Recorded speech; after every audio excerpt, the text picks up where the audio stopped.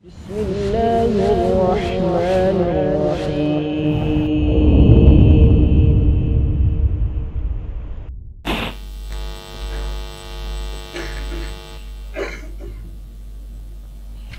Bismillahirrahmanirrahim. Assalamualaikum warahmatullahi wabarakatuh.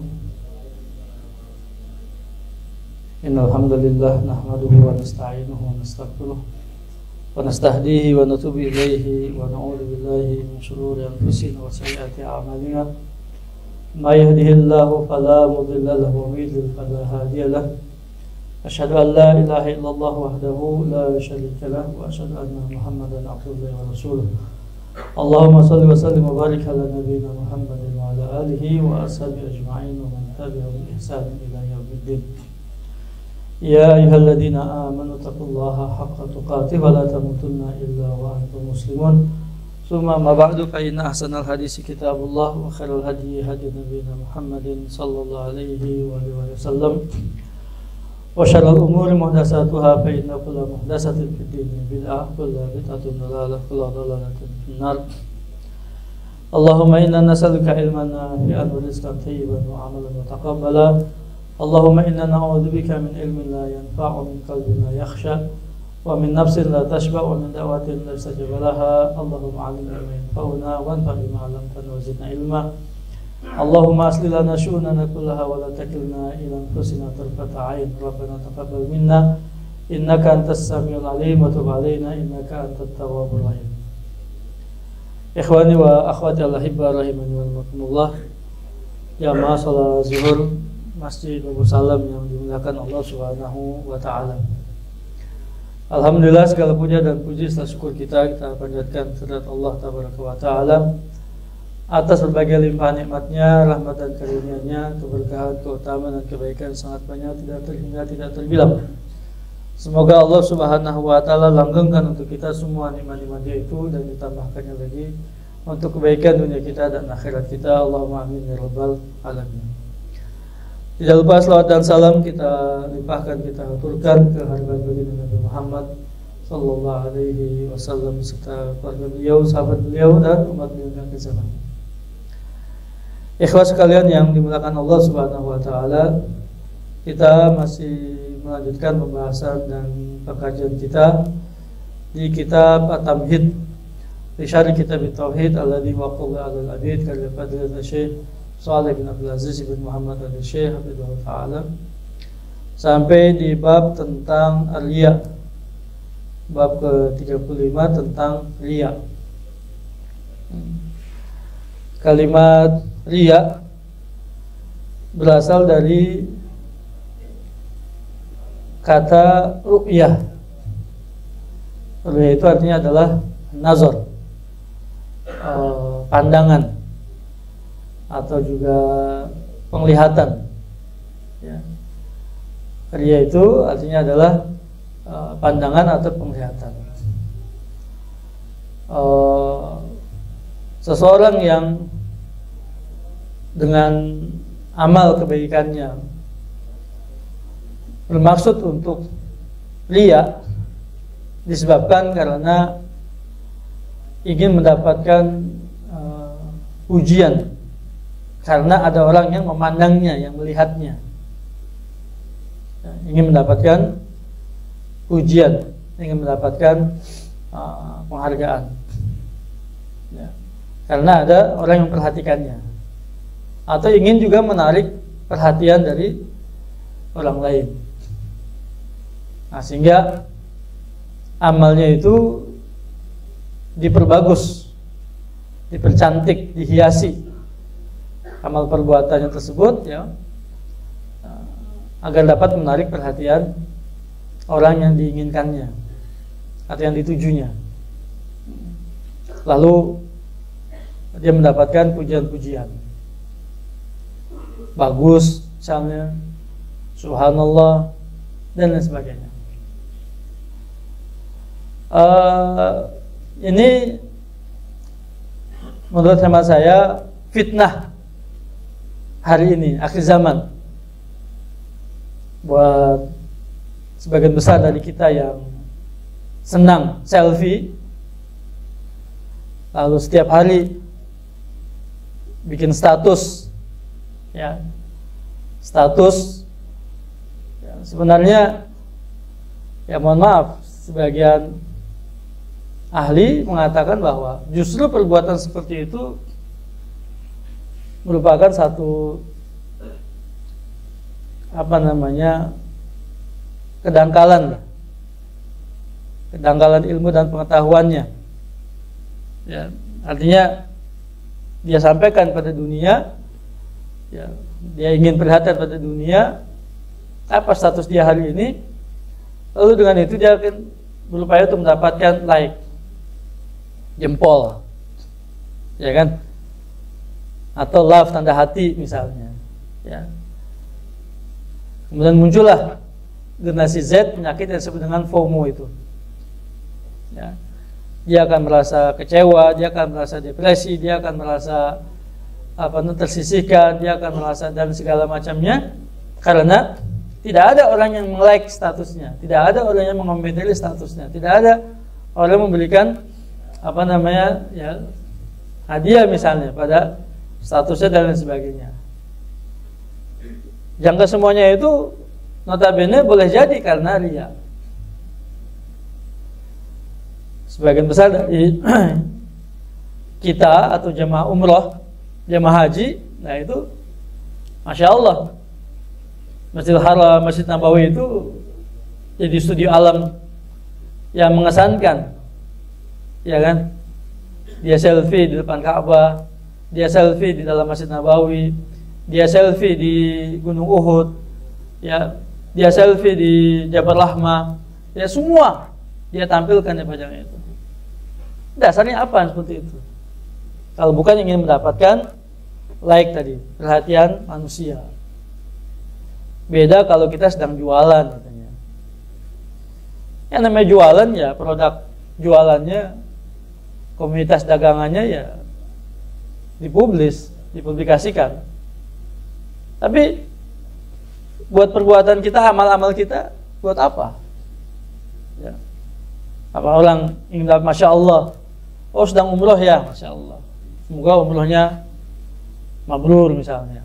Oh, sampai ke Ka'bah, di depan Hajar Aswad, di depan Multazam misalnya, gitu kan. Yang berhaji juga begitu, dan lain sebagainya. Ini penyakit manusia zaman sekarang yang kita ingin memamerkan, ya, apa saja yang kita lakukan hari ini, bikin status setiap hari. Nanti ketika tidak ada orang yang mengomentari, tidak ada orang yang memberikan like-nya dan kesukaannya itu, kemudian masuk ke dalam hatinya, ya, ke dalam pikirannya, ya, penyakit ya zaman sekarang. Waliyadzubillah. Ya, ini bagian daripada riya. Dan perlu kita ketahui bersama bahwasanya fitnah riya ini melebihi dari fitnahnya Dajjal. Dari fitnahnya Dajjal yang memiliki luar biasa kedahsyatannya. Rasulullah SAW lebih takut kepada penyakit riya ketimbang Dajjal. Ya, Dajjal sebenarnya ya mudah untuk menghadapinya selama kita beriman pada Allah, ya, dan kita tahu dengan ciri-ciri dan sifat-sifat yang disebutkan oleh Nabi SAW bahwa dia adalah Dajjal, maka apapun yang mengenai kita tidak akan mencelakakan kita. Ya, cuma sekali seumur hidup. Boleh jadi juga di antara kita, banyak di antara kita tidak akan mengalaminya. Tapi riya setiap saat, setiap detik, setiap waktu, ya, terutama sekali dalam amal-amal yang zahir. Amal-amal zahir, salat, baca Quran, zikir, doa, puasa, jihad misalnya, ya, sedekah, zakat, umroh, haji misalnya, semua kebanyakannya adalah pada amal-amal yang zahir, karena dilihat oleh orang. Dia ingin mendapatkan pujian manusia. Ya. Jadi ini perlu kita waspadai. Ya. Kalau sudah kayak begitu kan, ya zaman kita sekarang ini kita masuk dalam program apa yang disebut dengan the totally control, gitu ya. Totalitas kita dikontrol oleh elit global.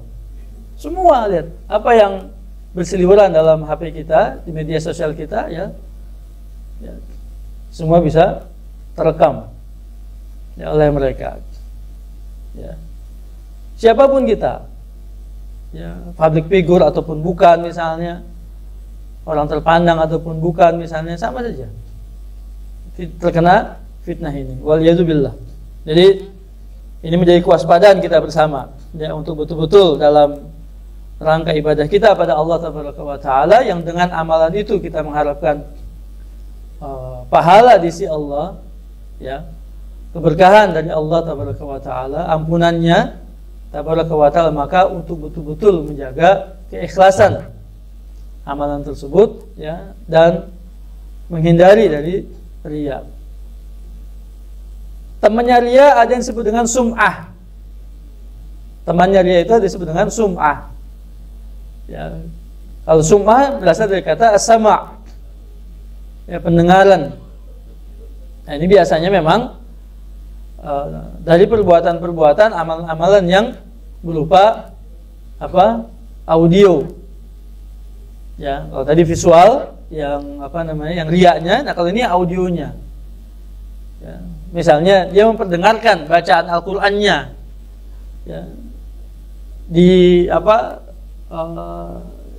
Kalau orang Jawa bilang itu apa, cengkoknya itu, ya, lantunannya itu, ya, diperbagus sedemikian rupa misalnya, napasnya diperpanjang sedemikian rupa misalnya, memperdengarkan, ya, amalannya itu sama untuk mendapatkan juga pujian manusia, ya. Atau dia menceritakan amal perbuatan yang dikerjakannya, yang tadinya tidak ada orang yang tahu, tapi karena dia menceritakannya, amal perbuatannya, kemudian ya, untuk menarik perhatian manusia, untuk mendapatkan pujian dari manusia, itu disebut dengan sum'ah.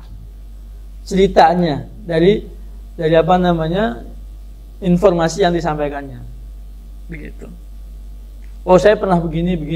Saya dulu begini. Saya untuk mendapatkan apa? Simpati dari orang, untuk mendapat pujian dari orang, ya. Untuk mendapatkan perhatian dari orang dengan ceritanya tadi, ya. Nah, ini kedua-duanya, ya, mengotori tauhidnya pada Allah Taala, mengurangi keikhlasannya pada Allah Subhanahu wa Ta'ala, ya. Bagian daripada syirik, bagian dari kesyirikan, ya. Perlu sama-sama kita pahami bersama bahwa sekecil apapun kesyirikan itu lebih besar daripada dosa besar. Sekecil apapun kesyirikan lebih besar daripada dosa besar. Tanda kutip, ketimbang berbuat syirik, mendingan sekalian dosa besar saja. Tapi dia tidak mensyirikkan Allah, gitu. Kalau toh itu mau pilihan, seperti berkata Ibnu Abbas radhiyallahu anhu, lan ahlifa bi ghairillahi, katanya. Apa namanya? Shadiqan khairun min an ahlifa bi ghairillahi kadiba.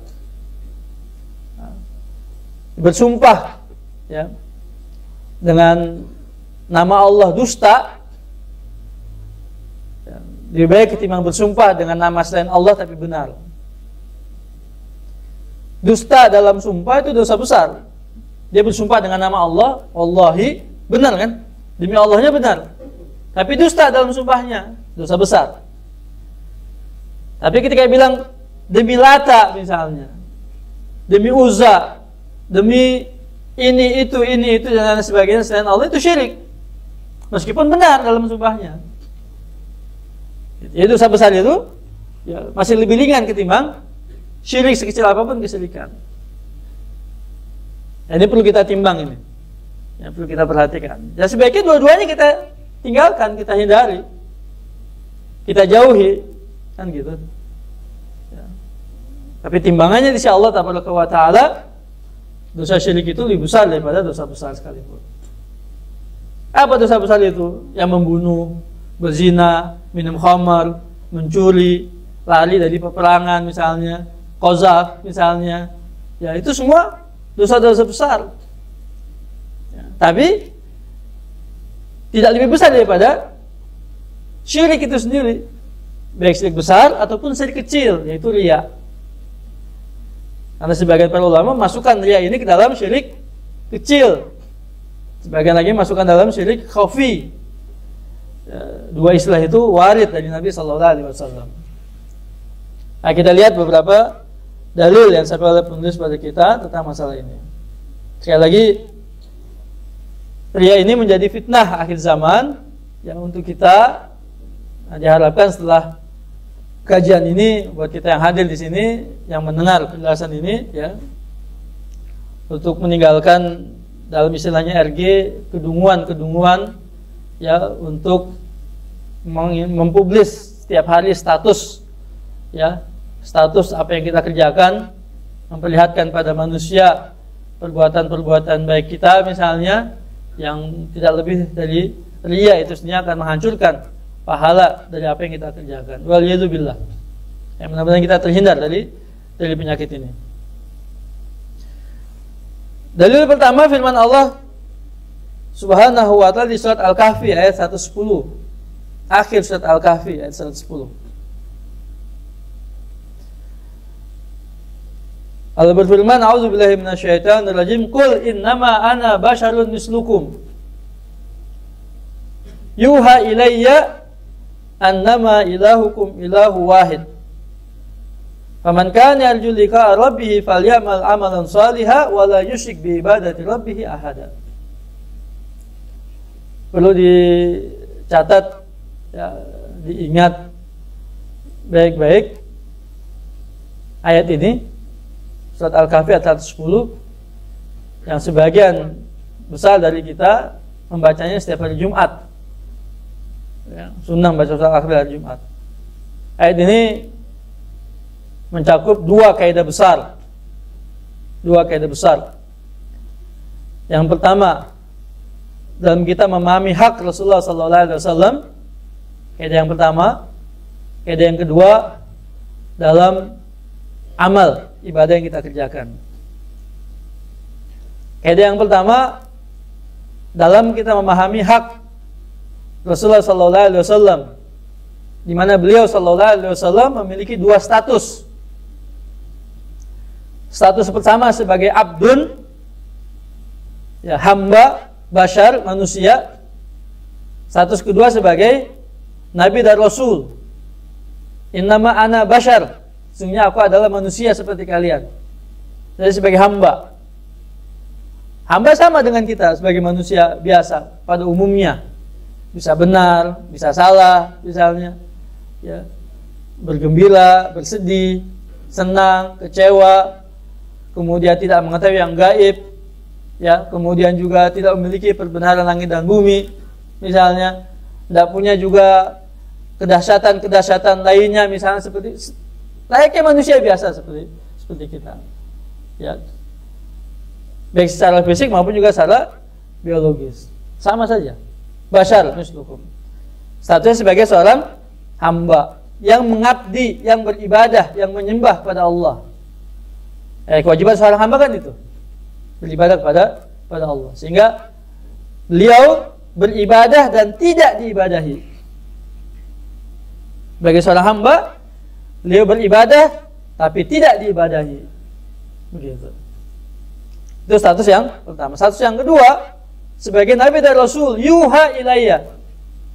Sebagai nabi dan rasul, yuha ilayya, diwahyukan padaku. Apa haknya sebagai nabi dan rasul? Diikuti. Fattabi'uni, ditaati.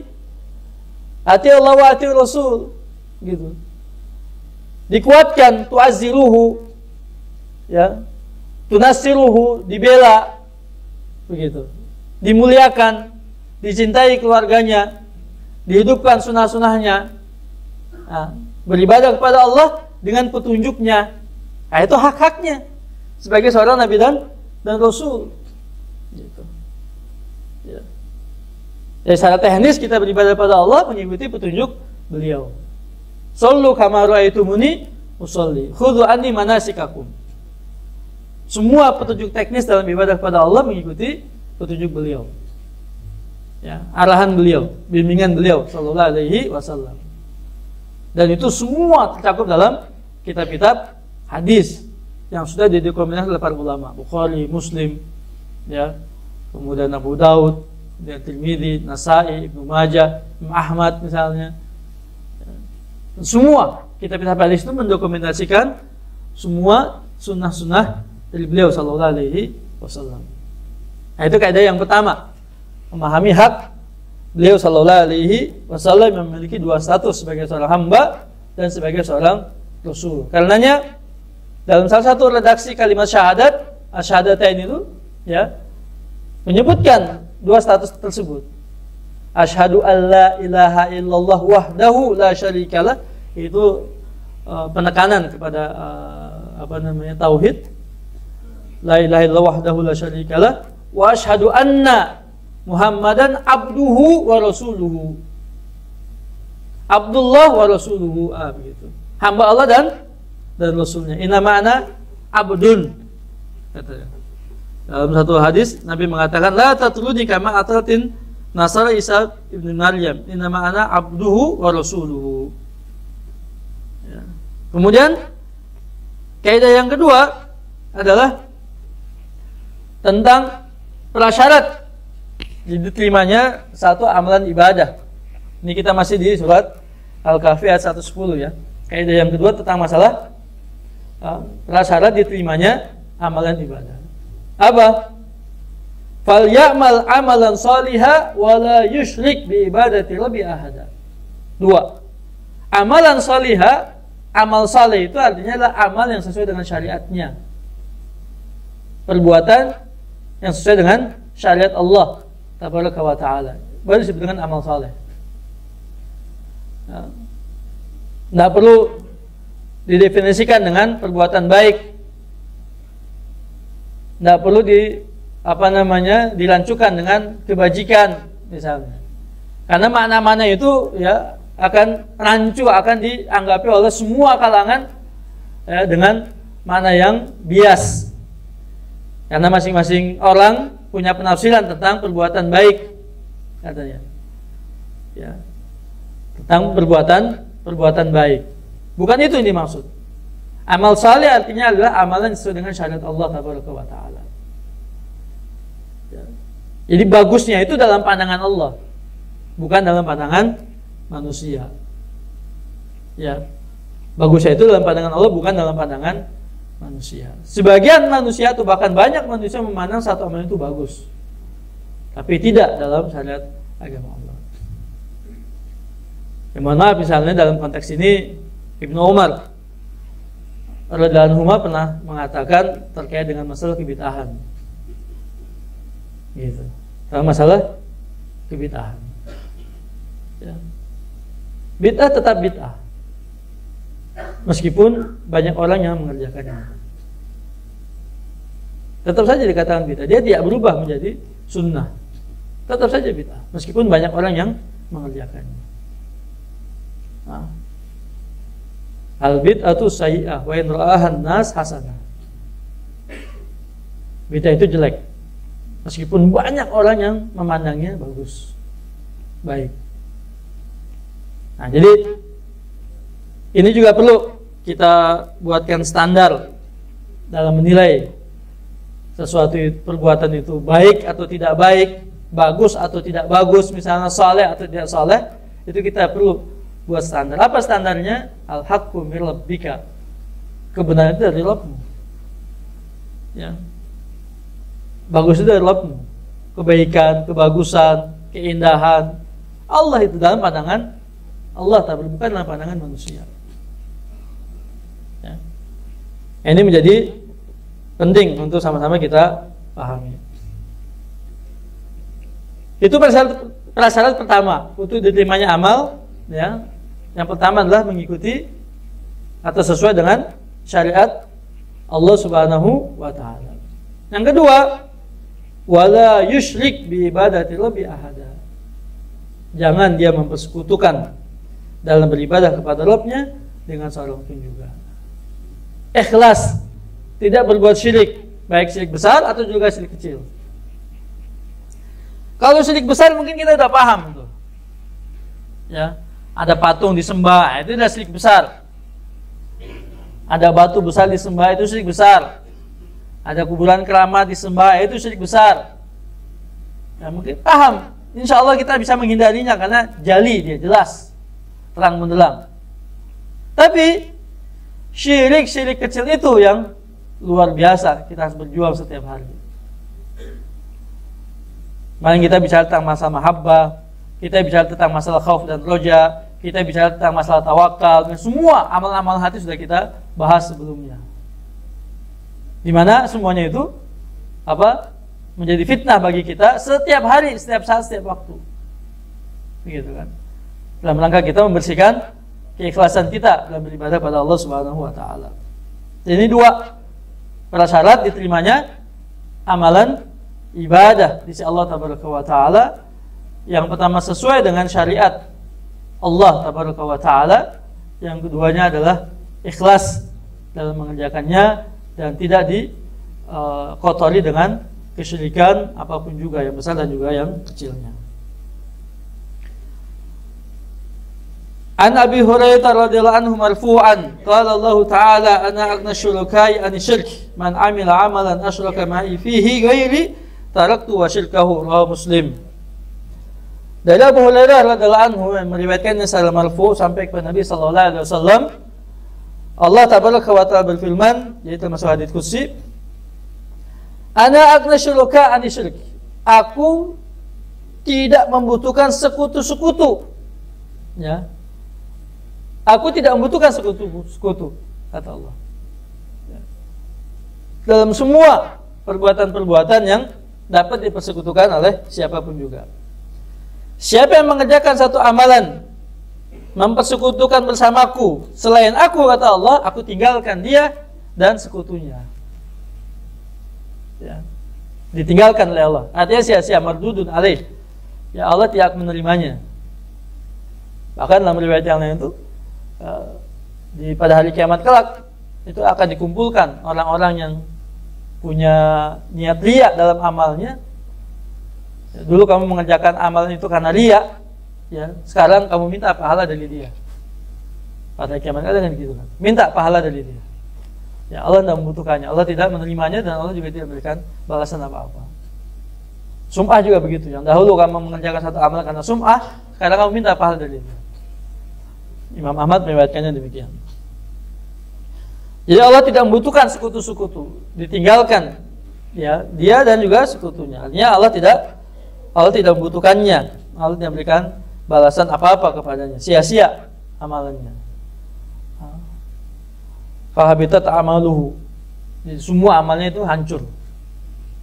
Karena riya ini begini sebenarnya, riya itu kalau riya itu sudah muncul sejak awal, itu akan menghancurkan semua ibadah yang dikerjakan pada saat itu. Tapi kalau misalnya dia muncul di tengah satu amalan dan bisa dikendalikan, bisa diminimalisir misalnya begitu, ya. Riya tadi misalnya, maka juga tidak akan merusak ibadahnya. Tapi ya kalau dia sudah muncul dia itu sampai akhirnya dia tetap riya, maka bagian amal itu yang rusak, sementara awalnya tidak. Sebagian ulama menjelaskan demikian, bagaimana pengaruh riya dalam satu amalan. Ya. An Abi Sa'id Al-Khudri radhiyallahu anhu marfu'an, ala akhbirukum bima huwa ahwafu alaikum indi minal masih dajjal. Qalu bala ya Rasulullah, asyirkul khafi. Yakumur rajulu fayusalli fayuzayyin salatahu lima yara min nazratil rajuli, rawahu Ahmad.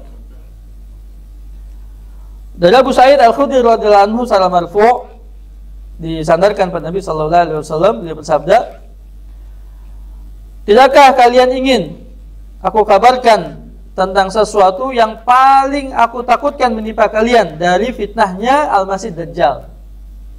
Para sahabat mengatakan, ya wahai Rasulullah. Beliau menjawab, beliau menerangkan, asyirkul khafi, syirik tersembunyi.